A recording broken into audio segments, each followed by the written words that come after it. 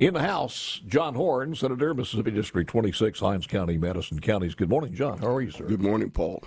Good weekend there, bye? A lot of funerals and homegoing celebrations. Thanks, John. Have we frozen up on the TV there just to...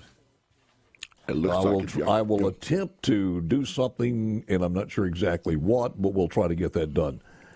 John, as far as the crime in the state of in the city of Jackson, I mean, it's just not getting any better, sir. No, it's not. Well, I think it is, Paul, but I think that the forces that are out in place to try to deal with crime are too limited.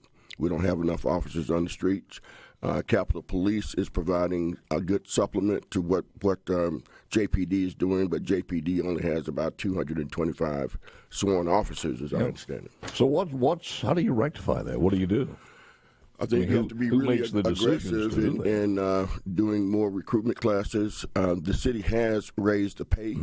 As I understand it, it's somewhere in the mid 40,000 range right now, which is still a little bit lower than what Capitol Police is offering, but they're trying to catch up. Here's one of the things I've never understood. Back in the days of Trump, he actually said, as far as some of the cities with the highest crime rates, come, let's talk. Let's see. We're dishing out billions of dollars needlessly. If you need more money to have more police on the streets, and this was the time when it was defund the police and cut the police departments instead of increasing them. He was there. He said, we'll find you some money to hire more police officers. Yeah. I'm hoping, has the city leaders in Jackson done that, gone to Washington, asked for more money for this? You'd have to ask those city leaders, Paul, but to my knowledge, they have not. So I don't know how things are going to change. All I know is that a lot of people in Jackson are fighting and trying to get as many people to come along with them. This House Bill 1020. Where in your mind does this stand? And we're talking about the Mississippi law that some people say discriminates against the city by requiring appointed judges instead of elective judges. And I think this is now going to the federal courts. Well, as I understand it, the Supreme Court Chief Justice does have the authority to appoint temporary judges. Mm-hmm. And the way this bill is written, judges were supposed to start July 1st and would be on board until December 20th of 2026, I think is the date. Or let's say December of 2026. So that's a temporary assignment, in my opinion. I think something that's a little bit more problematic is there's a municipal judge that's called for in the legislation, and that would set up a permanent judge within a permanent appointed judge within the CCID area. I don't think that that's constitutional. But I do think that the Chief Justice has the authority and the power to do temporary judges. Is it worth the fight? Because we could have had some things implemented already. Is it worth the fight? Well, I believe that the city of Jackson needs to patch up its relationship with the state. The state needs to patch up its relationship with the city. And I think with a lot more mutual cooperation, we can get a lot more things done. These fights between the capital city and the legislature are not doing anybody any good. Well, I agree with that one. Jackson Police investigating 2 fatal shootings over the weekend. First one happened at 3 o'clock yesterday afternoon. Longino Street, Fortification Street. First happened about 3 o'clock again on a Sunday afternoon. They discovered a Honda Civic. It was on fire when they arrived at the scene. Once the fire receded, they discovered an unknown man in the passenger side of the vehicle. He has not been identified. He was burned too badly. The second shooting happened about 3 or 5:30 yesterday afternoon on Highway 80. Unidentified man had been shot multiple times. Investigators are trying to gather information. Nobody's been arrested on either of those. Yeah, and, there's no question that crime is out of hand in Jackson. But crime is out of hand throughout the country. In a lot of our cities, we have an epidemic of crime and killing going on around the United States. But certainly in Jackson, with a disproportionate part of our population is involved with this. Too many folks are involved. And there are too many guns on the street, quite frankly. And just like this Pew fellow, when you start looking at this thing, it's not rocket science. A lot of these people are repeat offenders over and over and over again, and that shouldn't happen. Somebody out there is going to be killed in the next several days from somebody who should be in prison. Mm-hmm. And a lot of them, a lot of the folks who are perpetrators are underage teenagers. I mean, they're not adults, at least in the eyes of the law. The 13-year-old was charged the other day as an adult for having killed someone. And we're seeing more and more teenagers being charged as adults because they're committing heinous crimes. And we've got to get it under control, or else we're going to kill this city off. Well, the city is dying, and it's making national news in that death, slow agony. It's like an elephant it can't even get up anymore, and it's sad. It really is sad because it doesn't have to be that way. Plain politics, bad leadership. But again, John, it's all up to the people to put the right folks in there. That's correct. You're right. And they've failed to do that. Well, our people in Jackson are a fickle electorate. Often they'll look at somebody and say, well, I think that guy might be able to do a good job, but give me that young, good-looking, pretty one over there. That's the one I want to lead. That's exactly right. Or if I know somebody who knows him, or if I know him or her, then that's the way they get in. And if that's the case, I have to say this: if we continue on this trend, what in the world will the capital city of the state of Mississippi look like in 5 or 10 years? I shudder to think, Paul. We've got to get this thing turned around. Yeah. The next city elections are in 2 years, so we've got to deal with the local leadership through that period of time. So Lumumba has two more years on his term. Well, Lumumba and the city council, I think that there probably are going to be some folks looking with the scans at members of the city council as well as the mayor. You just beg the people, and it's a majority black voting age population in the city of Jackson. They have the power. It's not going to be handled by anybody else. It's up to you. The destiny of your city is with you. So my suggestion is to look at people who are talented, who are conservative African Americans, forget about the party, and start voting some people who believe in consequences if you do a crime, et cetera, et cetera. And that inclusive of the DA. Mm-hmm. Right. Period. Yeah. I mean, everyone who's an elected official needs to be accountable to the folks who put them in office. And if they're not doing a good job, they need to be thrown out. Let's talk about the water situation here, because I was shocked when I heard this. 7,000 people. Do you pay for water? Oh, yeah. And the bill comes. You're the only one. I think you're the only person who can pay for water. I don't know about that, Paul. We've got about 40,000 ratepayers in Jackson. All right, wait a minute. You're the only politician that's paying for water. I don't know about that. All right, hold on. 7,000 people. Yeah. My God, that's millions and millions of dollars lost that goodness knows they need in the city of Jackson to run that city. We'll talk more about it with John Horhn. One quick shot that John and I both will appreciate. Mr. Arthur Walters Jr. has just turned 104 years old. Wow. Congratulations, Arthur. Congratulations. 104 years old. He's an Air Force veteran. And he was ready to answer anybody's questions. And when they ask him what is the secret of his long life, he says, I've always had two friends that I could count on, Jim and Jack. Jim Beam, Jack Daniels. You got to love this guy, huh? And his advice for the younger generation, if you really want something, you got to be willing to work for it. And if you fail, you got to get back up and you got to get back to it. Right. That's the wisdom from a 104-year-old guy. My grandmother lived to be 103. No kidding. So, did you ever have a chance, John, and ironically, Perez and I were talking about this, did you ever have a chance to sit down and talk to her about her earliest memories? Oh, yeah, and I asked her what she attributed her longevity to as well, and she said, well, I eat one big meal a day. Yeah. I drink plenty of water. Mm-hmm. I walk as much as I can. She was telling me that when she was 90 years old. And she said, now, I dip a little snuff, but I've never had a drop of alcohol in my life. And I said, maybe I'll make it to 78.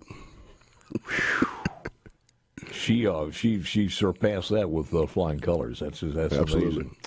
Well, you wish you'd have a chance to go back and talk, and Perez and I were actually talking about this for airtime, to go back and talk to your grandparents, like mine, who both came as teenagers from Italy, all four of them, and just hear the story, because in those days you didn't have them sit down and put this on tape anywhere, but it's amazing.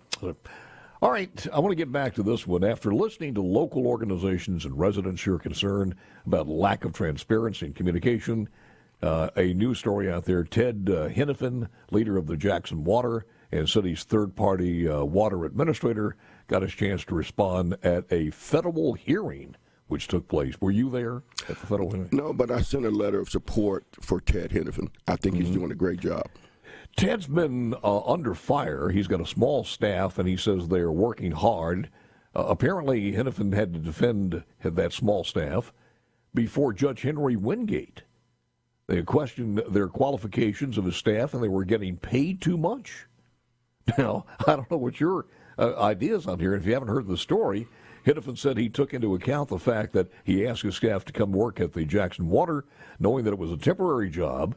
When deciding salaries, he also said their salaries were decided after conducting market-based research. Now, one above the others is really drawing fire. Few organizations question the qualifications and salary of Jordan Hillman specifically.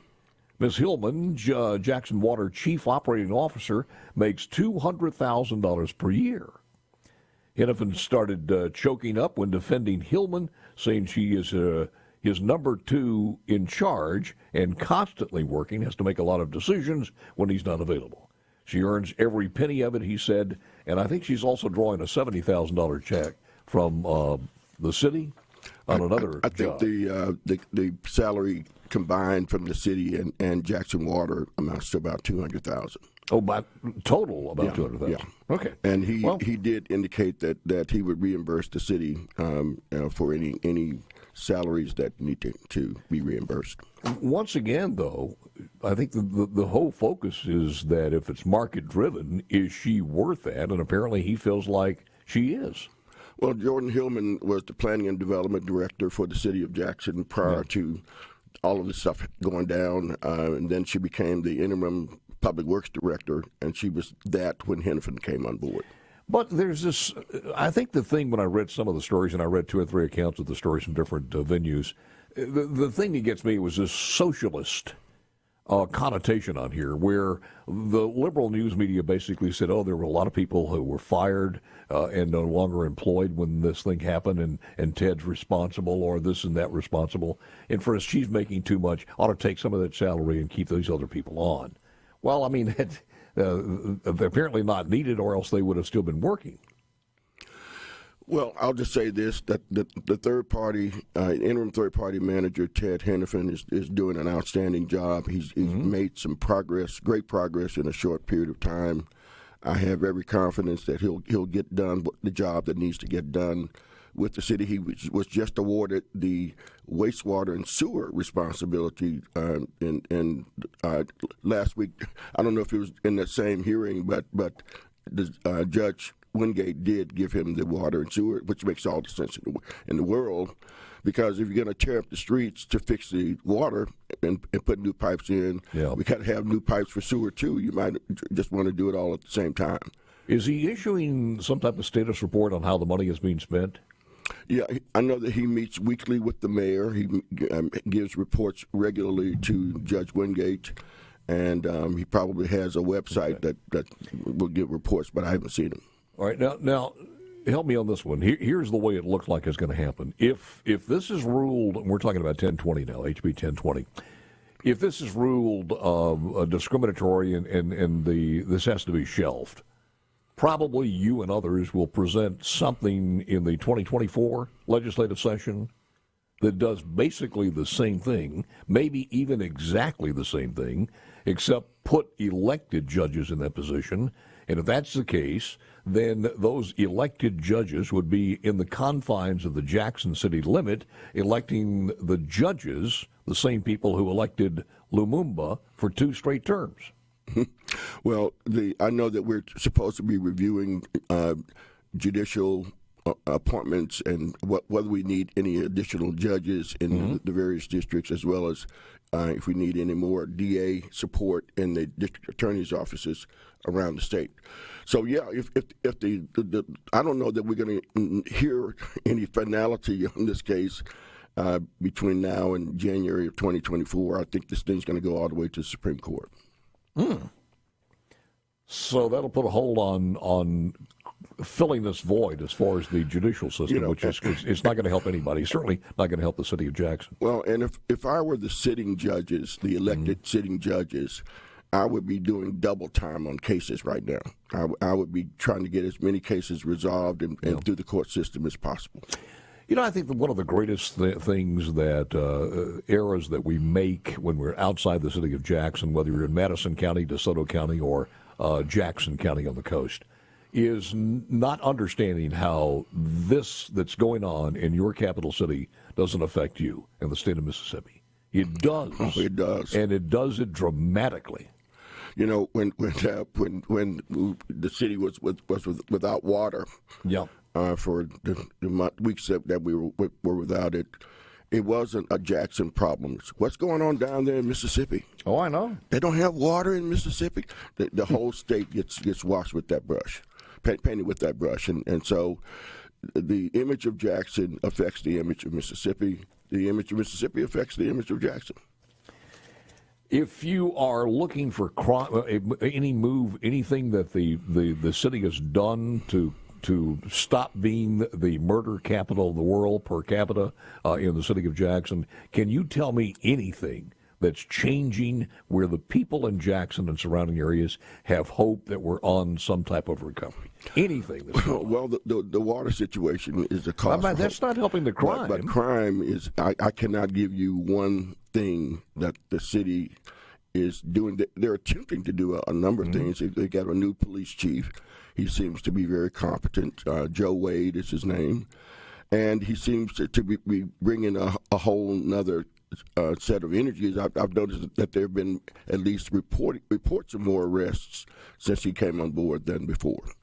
Well, that's fine and dandy, but without the help from the mayor's office and the city council, what good can he do?